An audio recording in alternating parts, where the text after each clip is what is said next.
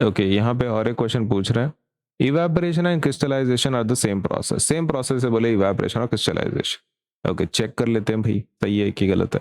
ये देखो दोनों प्रोसेस काम कैसे करते हैं मैं आपको बता देता हूँ। इवेपोरेशन में क्या होता है, आपके पास एक पहले सोल्यूशन होता है, ठीक है, जैसे कि सॉल्ट सोल्यूशन ले लो, ठीक है।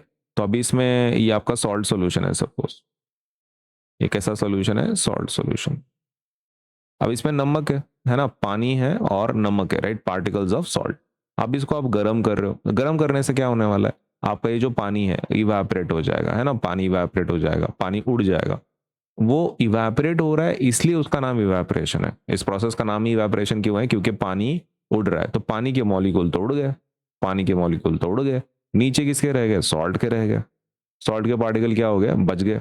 तो इससे क्या होता है कि आपका जो it is use for removing solvent, ये जनरली पार्टिकल्स के लिए बना हुआ है, सॉल्वेंट के लिए बना हुआ है। अब यहाँ पे आपका जो वाटर है, आपका जो वाटर है, वाटर कौन है, वाटर आपका सोल्यूशन है ना, सॉरी सॉल्वेंट, वाटर आपका क्या है, सॉल्वेंट है। और आपका सॉल्ट क्या है, जो इसमें पानी में डाला है आपने, वो आपका सोल्यूट है।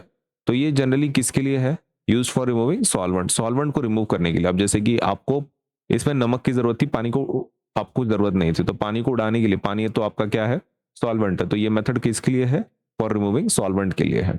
और इससे क्या मिलता है आपको, सोल्यूट मिलता है, जैसे कि आपका यहाँ पे सॉल्ट मिला है तो आपको सोल्यूट मिलता है। तो ये मेथड हो गई इवेपोरेशन। अब बात करते हैं हमारे क्रिस्टलाइजेशन की।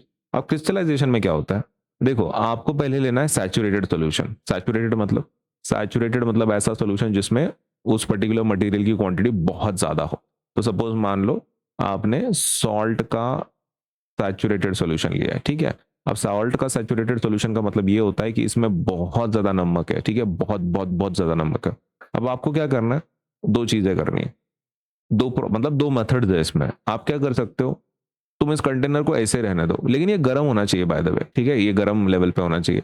अब इसको तुम ऐसे रहने दो, हाथ मत लगाओ, कुछ मत लगाओ, ऐसे रहने दो, तो ये ठंडा होगा, है ना, कूल होगा, कूल होगा।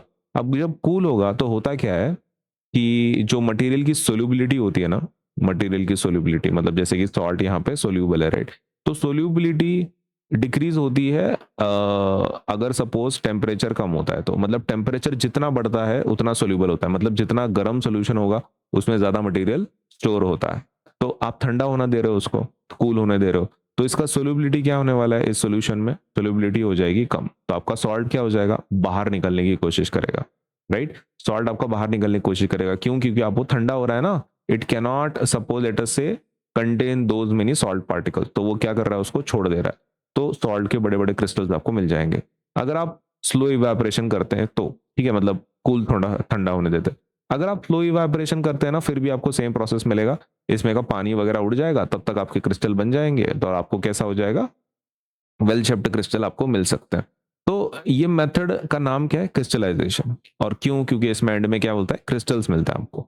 शुरुआत आपको सॉल्ट सैचुरेटेड सॉल्यूशन से करना है, उसको ठंडा होने देना है, जब वो ठंडा होगा तो पार्टिकल्स आपके किस में कन्वर्ट होंगे, छोटे छोटे सपोलेट से क्रिस्टल्स में कन्वर्ट होंगे। तो it is use for obtaining pure crystals. ये मेथड कहीं के लिए यूज करते हैं, प्योर क्रिस्टल्स को ऑप्टेन करने के लिए यूज करते हैं, मतलब एकदम प्योर क्रिस्टल आपको मिलना चाहिए। Now this is required for saturated solution. इसकी रिक्वायरमेंट क्या है, सैचुरेटेड सॉल्यूशन की जरूरत है और ठंडा करना पड़ता है, ठीक है।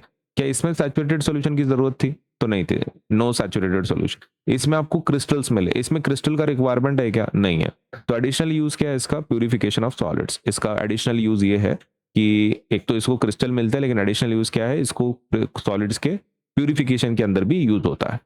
नाउ मेन पॉइंट वही है कि evaporation is for obtaining the solute, बराबर है, सोल्यूट को पाने के लिए थ्रू सॉल्वेंट रिमूवल। और क्रिस्टलाइजेशन किसके ऊपर काम करता है, obtaining pure defined crystals and purification, सही है। तो फर्क ही अलग है, मतलब दोनों का मेथड ही अलग है, उनका रिक्वायरमेंट भी अलग है, जिसमें इसमें आपको क्रिस्टल्स मिल रहा है, इसमें आपको क्रिस्टल नहीं मिल रहा है, आपको इसमें खाली रेसिड्यू मिल रहा है। तो इनका जो स्टेटमेंट है कि evaporation and crystallization are the same process, तो आर दे रियली सेम, नहीं, ये बहुत गलत है। Evaporation and crystallization are different processes, अलग अलग प्रोसेसेस हैं, उनका टारगेट भी अलग है। ओके, तो what is our answer then for this, evaporation and crystallization are the same processes, are they really same, नहीं, मतलब बहुत बहुत सपोजिट से अलग अलग स्टेटमेंट है। तो एक काम करते हैं, let us suppose copy the statement, हाँ अब ये क्वेश्चन है राइट। ओके इसका आंसर क्या है हमारा, स्ट्रेट फॉरवर्ड आंसर फॉल्स है। क्या होना चाहिए था, क्या करेक्ट स्टेटमेंट होना चाहिए था, करेक्ट स्टेटमेंट क्या होना चाहिए था कि वो सेम प्रोसेसेस है क्या, नहीं डिफरेंट प्रोसेसेस है। Evaporation and crystallization are different processes, बराबर है, सेम नहीं होना चाहिए था। चेंज क्या होना चाहिए था, सेम की जगह पे it should have been different processes, फिर बराबर होता। ओके बाय द वे इसका एक्सप्लेनेशन लिख के देता हूँ, ठीक है आपके होमवर्क के लिए, अगर आपको लिखना है तो। एक्सप्लेनेशन जरूरी नहीं है क्योंकि क्वेश्चन में पूछा नहीं है, बट आपके लिए। इवेपोरेशन, इवेपोरेशन में क्या होता है, is use to remove, is use to remove the solvent, है ना, सॉल्वेंट को रिमूव करने के लिए रहता है, and obtain the solute, right. For example if we have